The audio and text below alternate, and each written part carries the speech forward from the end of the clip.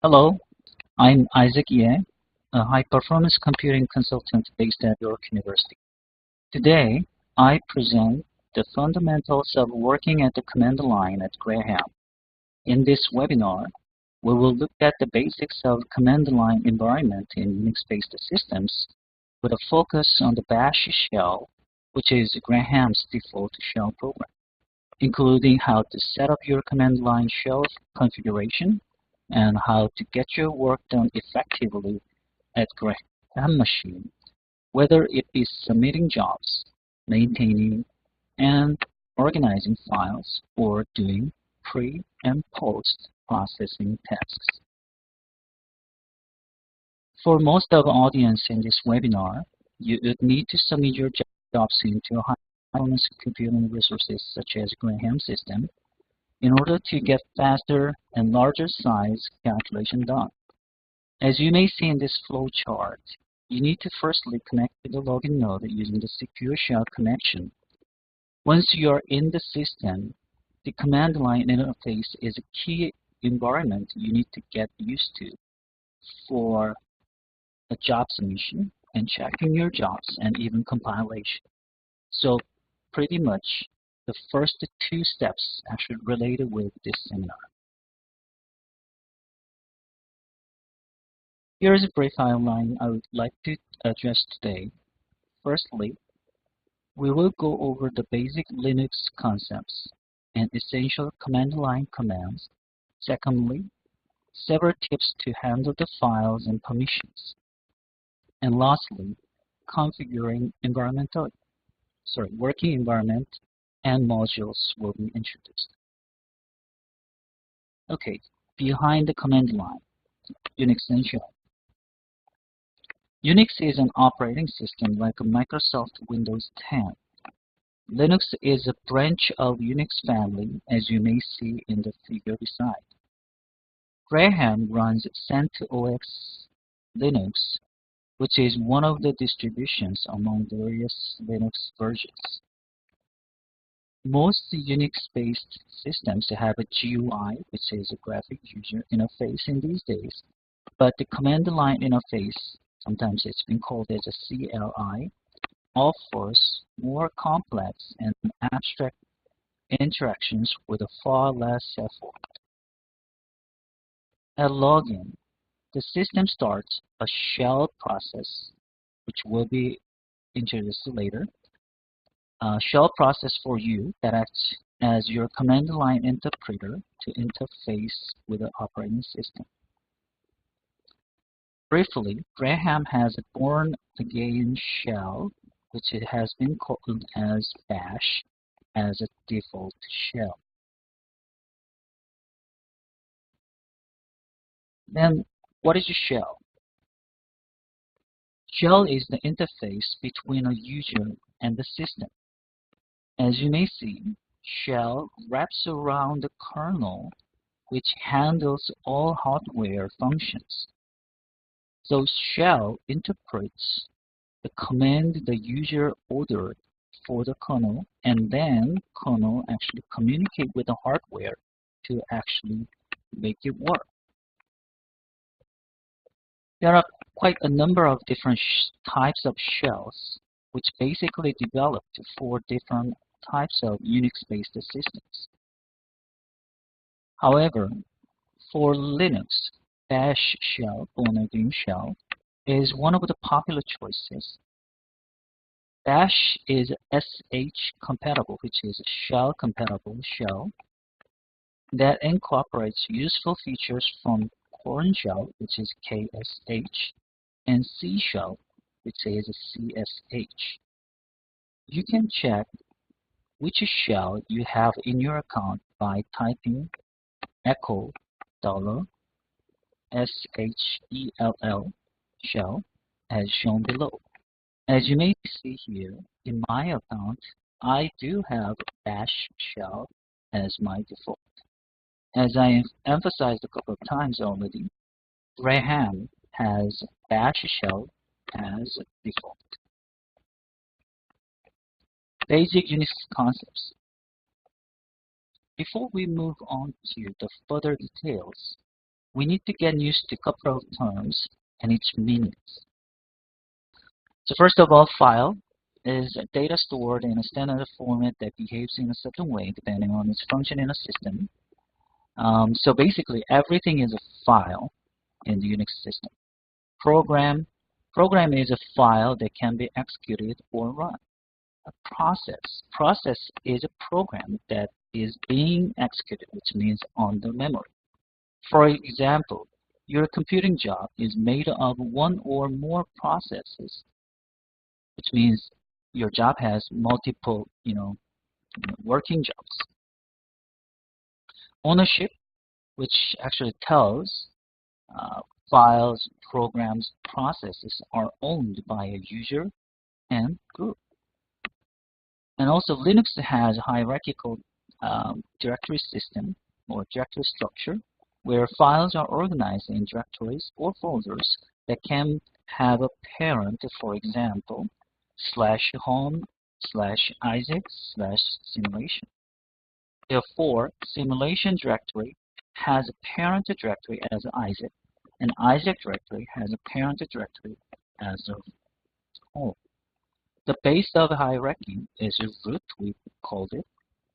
So, or the slash, which means a slash, actually means just root. I will present a schematic kind of diagram for the file system later on. So managing your files and processes is very crucial to effectively using the system.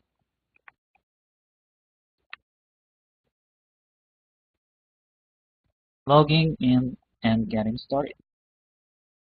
Regarding whether logging in and move on, there are a couple of important features you need to know for better use.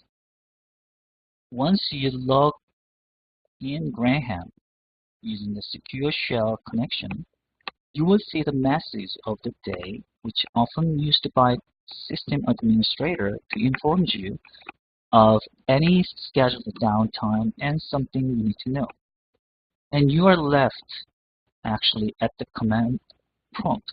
We call it prompt. I'm going to show you this one a little bit details later. Each time you type in a command, you're executing one or more processes. You can see the commands you ran in the past with historic command. As you may notice in my slide, I tried to make a red color for the command so you can easily see what is the command and what is the word. And you can scroll through the previous commands with the arrow signs up and down. So by typing up side arrow, you can see the previous kind of commands. You can type or press the down arrow, see what was the next command you actually ran before. And you can complete commands /arguments with a tab key. Tab key is very, very useful. So for example, if you need to run a command, let's say date, D-A-T-E, then you may try DA and just a tab, and the system will try to complete your command with a TE word more. So tab key is very, very useful tool to complete your command. Therefore, you don't need to memorize exact kind of characters or letters for each command. Sometimes you may have a multiple kind of commands. Then the system will suggest you what would be possible for the completion. And also you should be able to go to the start of the line with the Control A, and you can go to the end with the Control E. So Control means the function key. And cut to the end with the Control K to exit and run exit command. If your terminal is not responding, you may be able to disconnect your SSH connection gracefully by entering tilde, sometimes repeatedly while mashing the enter key in between.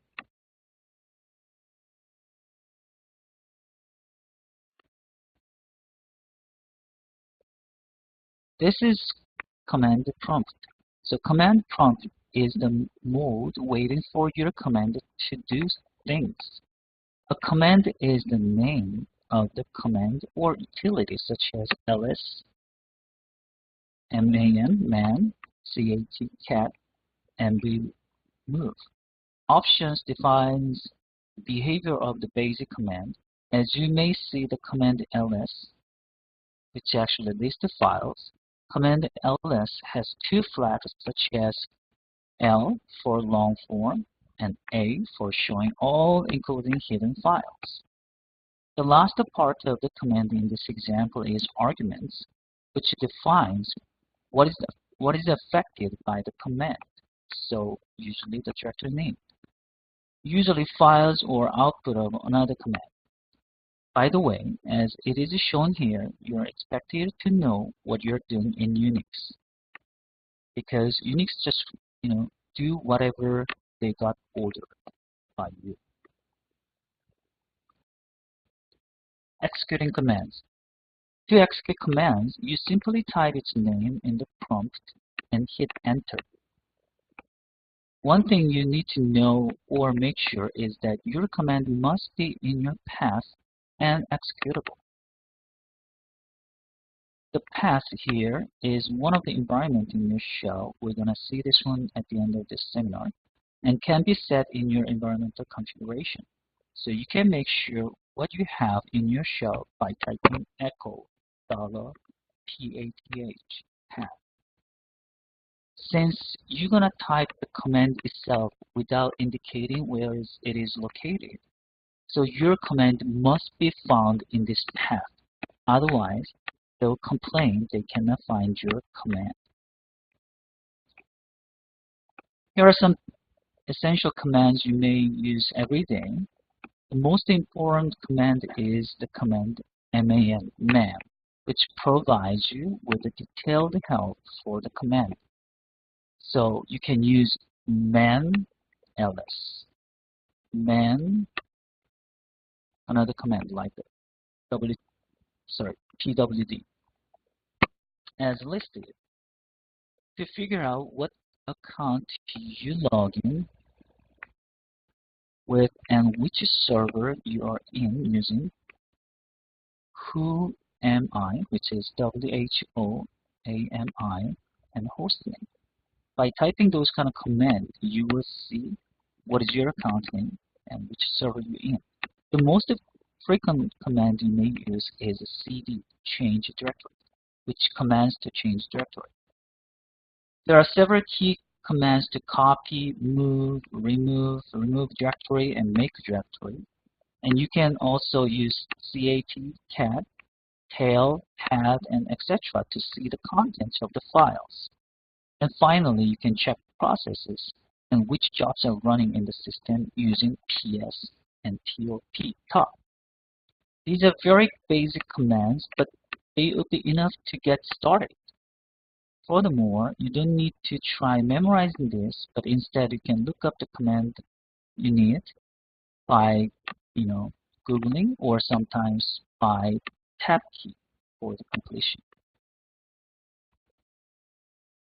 This is a brief sketch of a file system in Unix-based system.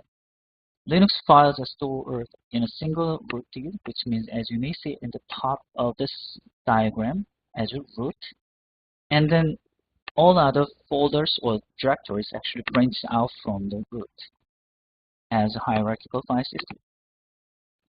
Data files are stored in the directories, and directories may be nested as deep as it needed. So as you may see, the IJAC directory from the last second bottom is kind of rooted from the root directory and home directory and IJAC. So root, which means /home /IJAC, and for the data files A and B may be located under IJAC directory.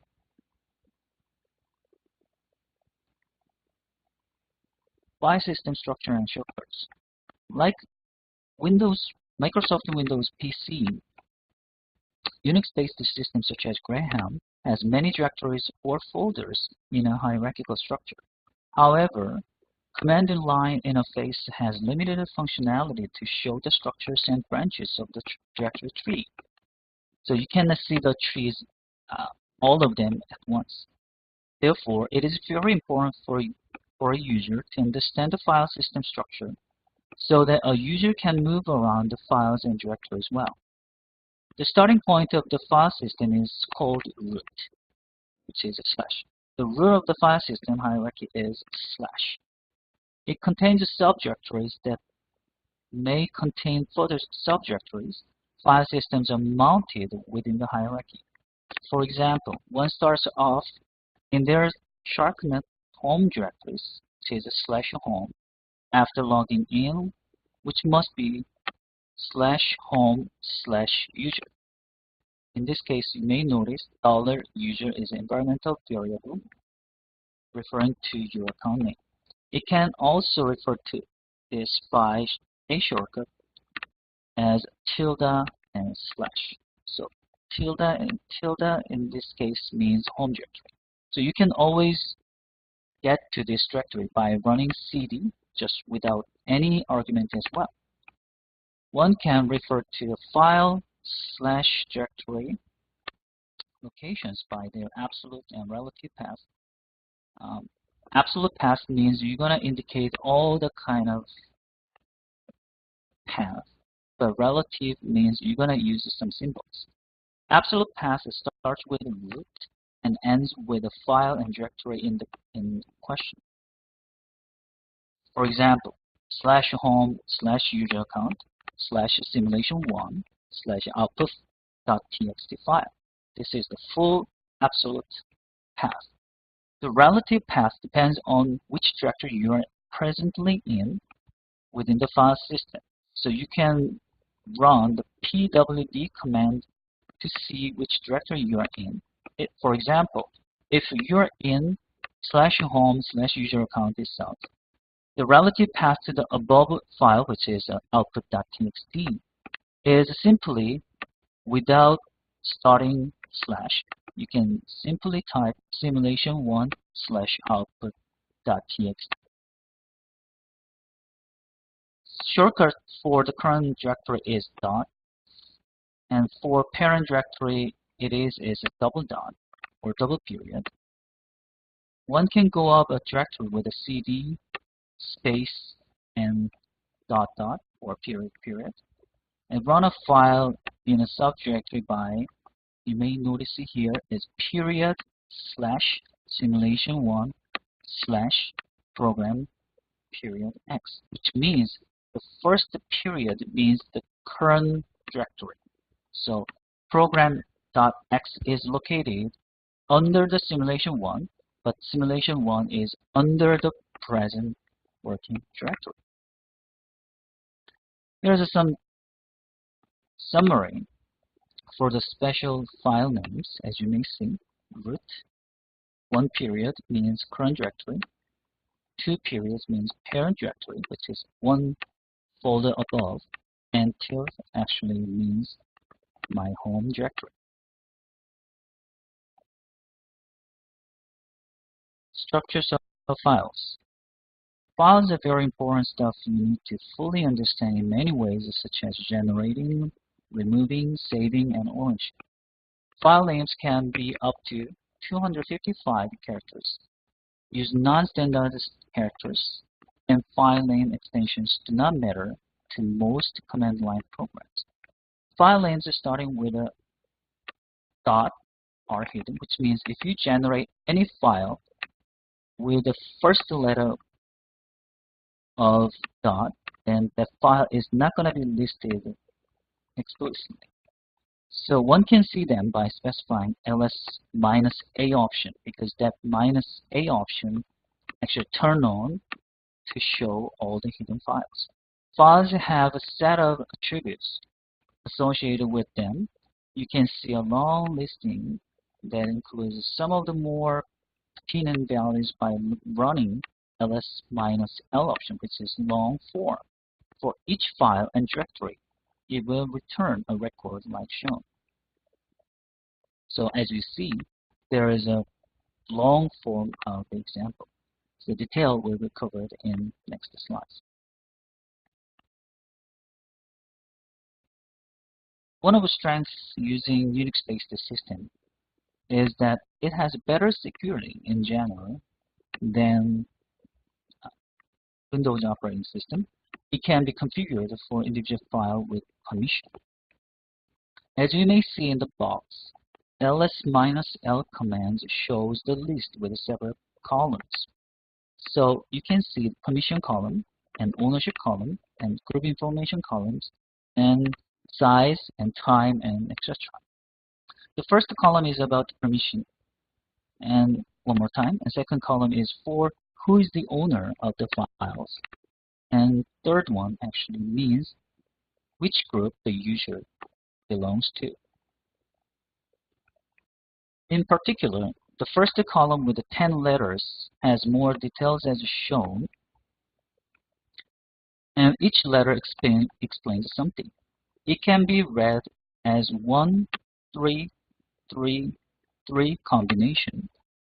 The very first letter can be a dash, or D, or L. So dash means a file, D means a directory, L means simple link. Next, the 3 RWX combinations for each 3 letters explains with permission for the owners, and permission for the group, and permission for other people.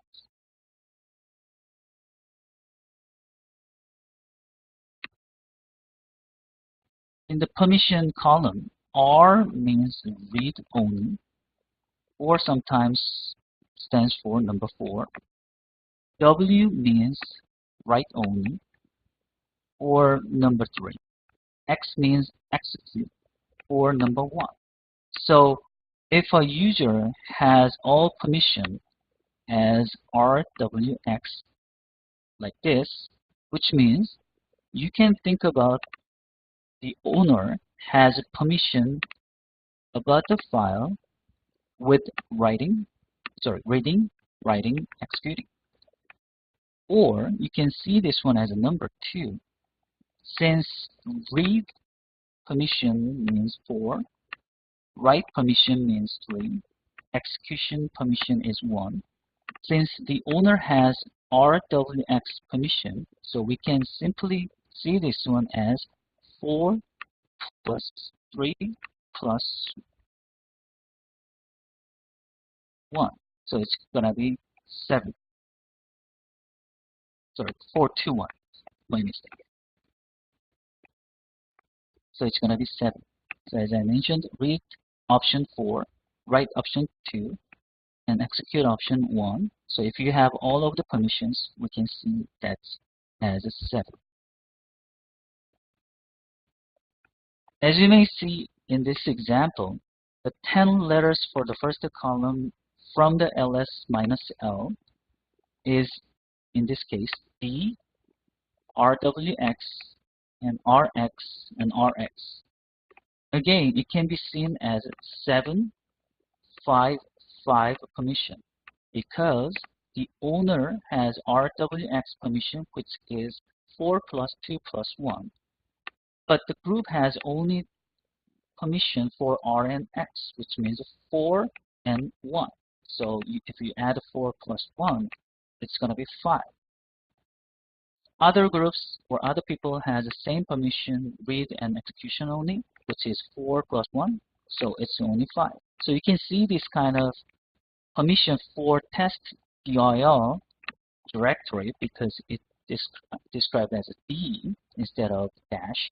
So this test underscore dir directory has a permission for the owner as RWX, which is 7, and permission for the group with RX, which is 5, and others has 5 as well. So you can see this one as 755 permission for that.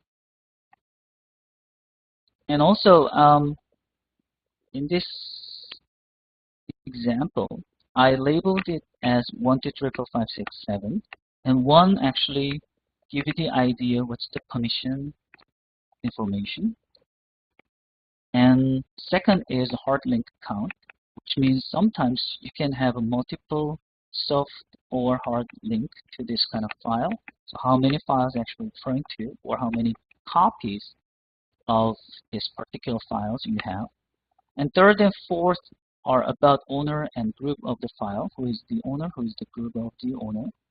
And for the next slide, we will see how to control these, by the way. Fifth is the size of the file or directory in bytes. And sixth is about the time last modified. And finally, the last one is the name it is. Each user on system is identified by a unique username, usually your account name, stored as an environmental variable $user, and associated with a numeric UID, user ID. This is your Compute Canada user name. Each user belongs to one or more groups. Each group has a unique group name as well, and numeric group ID as well. At Compute Canada, each sponsor has their own group for them and their group members. Other groups exist. For example, to get access to commercial software and institutional groups as well. These are the ownership associated with the file permission settings. A file owner can possibly change the group ownership of a file, but only by the super user. So generally speaking, in Graham system, you can change group by yourself. One can change the specified permission definitely with a chmod command.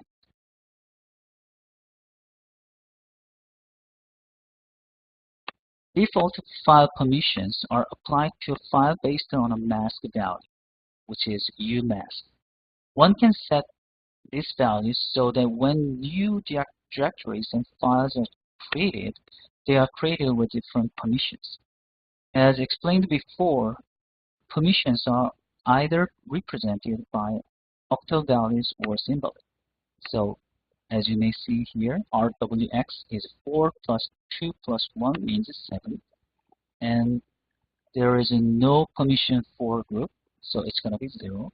And there is R, read, and X execution permission for others, so 4 plus 1 is 5. You can see similar way. To change a file or directory's permissions, you may use chmod.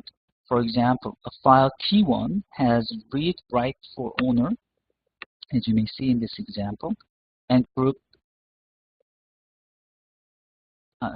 for owner and group, and read-only for others. By using chmod U plus X, so you're giving more option on it, and G plus X, O plus WX, the permission can be successfully changed, as you may see.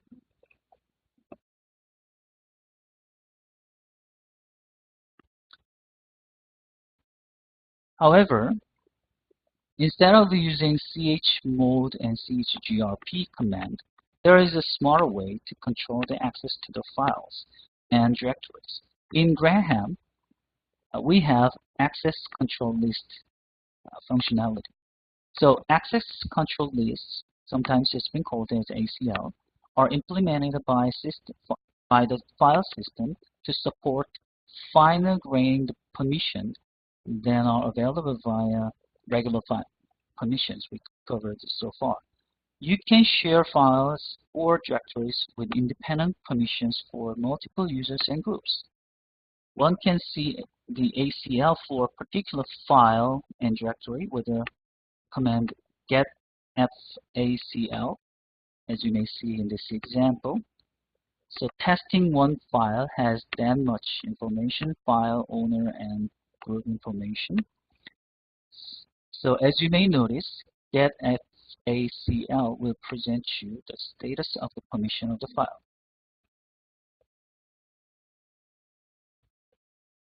One can use setacl command to modify the ACL, which is access control list, for a file or directory.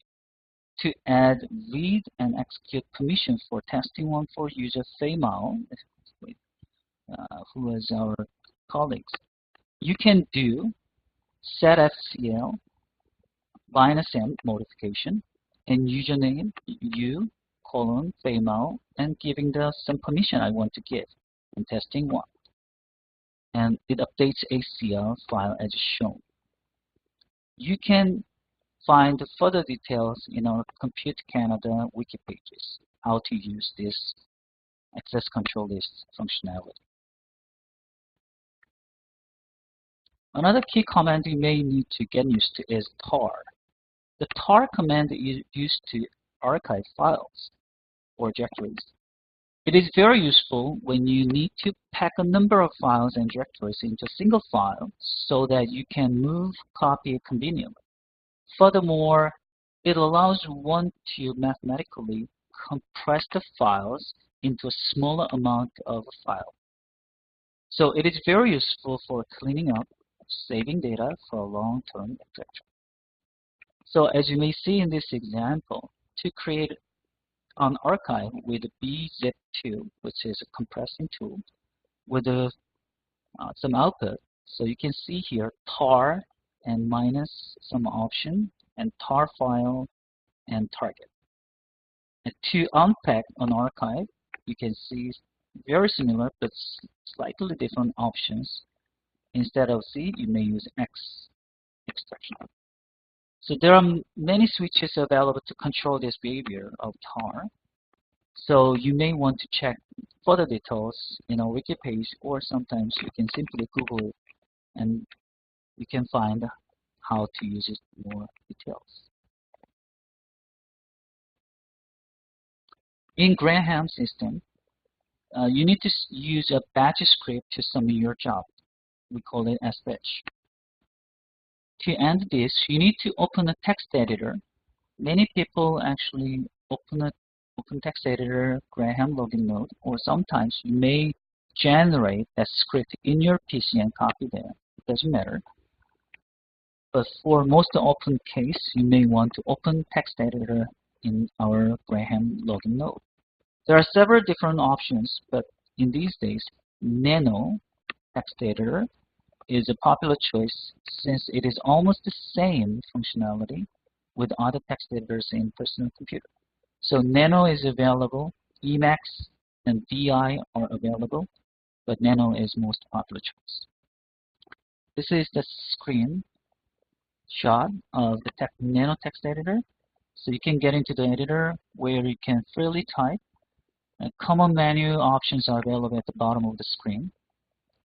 One thing you need to note is in the menu, the head means control key. Commands at prompt can be combined using pipe and redirection, which is one of the most beautiful features in command line interface.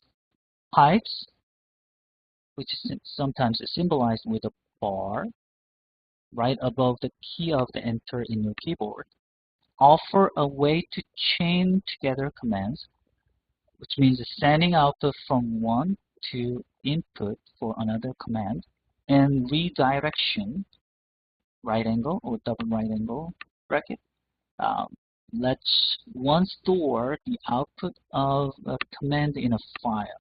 So right angle bracket, single right angle bracket will override the output file if it exists.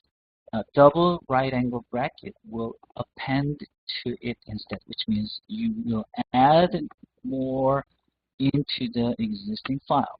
For example, if we want to count all the files in a directory and store the value in a file, we can do it in one command, ls-l and star, which means all the files, and pipe or bar and word count minus L and right angle bracket number underscore files underscore in underscore directory.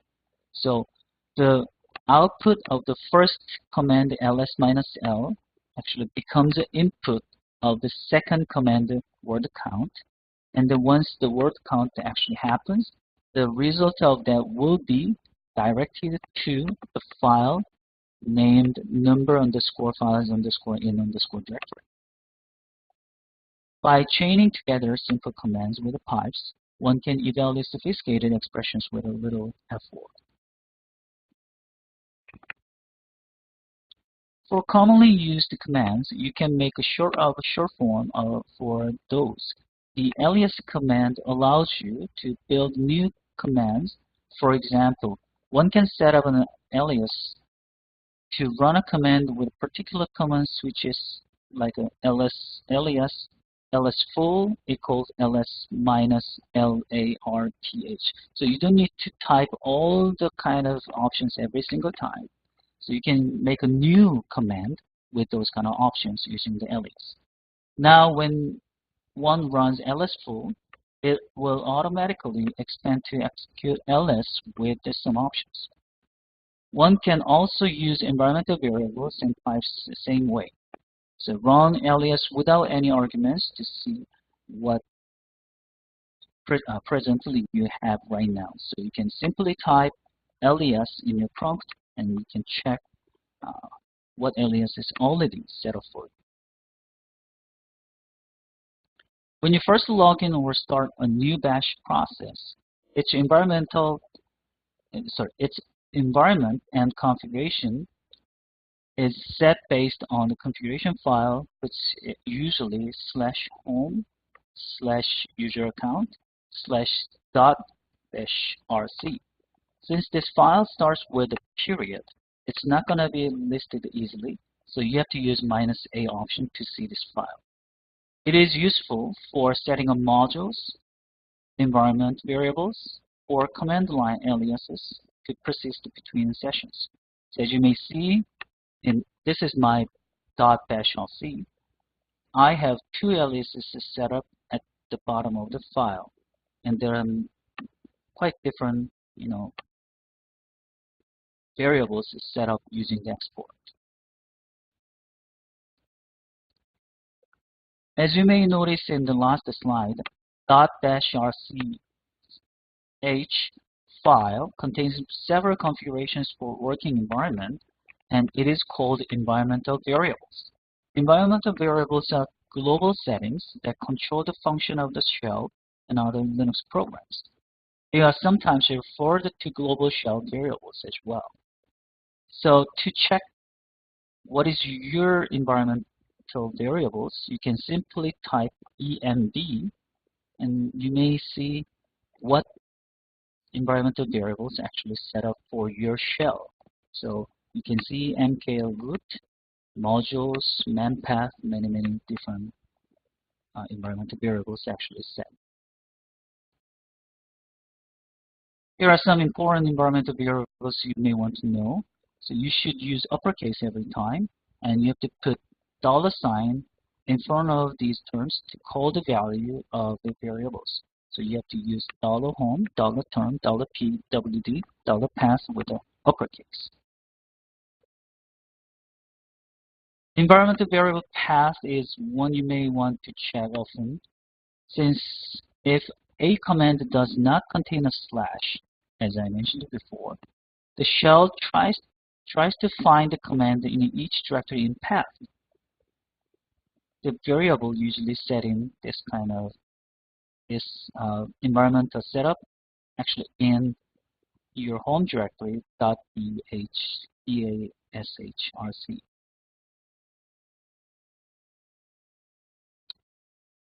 ls is one of the very basic commands to list the files in a directory. So I've been showing many examples using this command, so I don't want to emphasize too much. One can use a shell meta character, which is a star or asterisk, to match files with the particular names. For example, ls star.txt means whatever name it is with the extension with the txt. It is a useful setup of options like a -larth means display all files with the long information and sort it out from the oldest to the newest with the sizes h means in human readable format. So you can see the megabyte, kilobyte, those kind of things. In order to see how much space is being used on a different file system, you can use df-h. or sometimes you can check your quota, usually typing quota. There's another useful utility, those to Unix. Sometimes you want to run some executable file from the Windows system in to grab system, and then you have to use this kind of command. And another useful utility is a find command to find some file. In Windows systems, you can easily click right side of the mouse and you can search up, but there is no functionality in command line interface. So find is a good command to find whatever you want to find. So here is a basic syntax for find. You can always check back this kind of slide, or sometimes you can refer to our wiki pages how to use this find for better expression.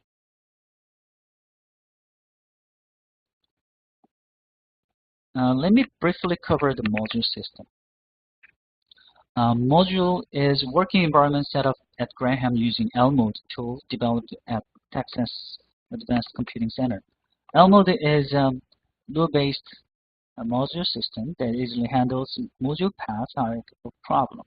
This is similar to the module in our legacy system, which is Orca on some other systems, and it supports a flat layout of modules and software hierarchy. A module file contains the information needed to make an application or library available in the user's login session.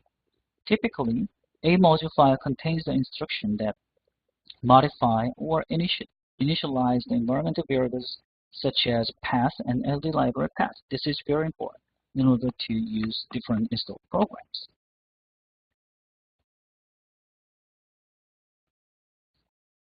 Not many people notice there is a nice function like a module spider.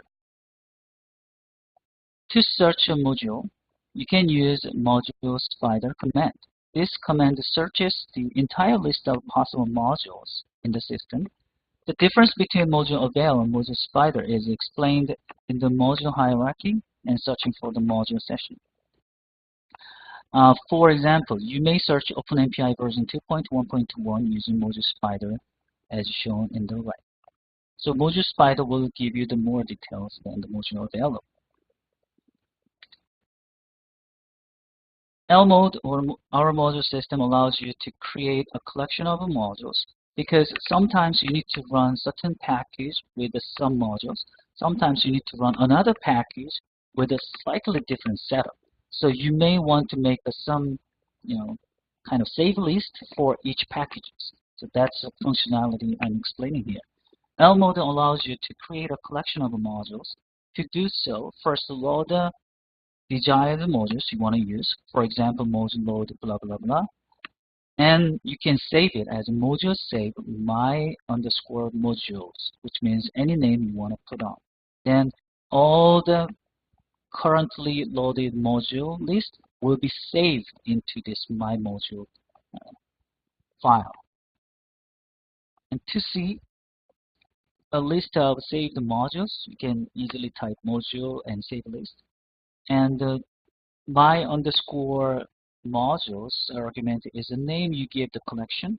Then in a later session, you can restore the collection with a command module restore and my save list, my collection name. A user can print the contents of modules with a module describe my modules. So you can see what modules you actually put it on. So you can easily check it out.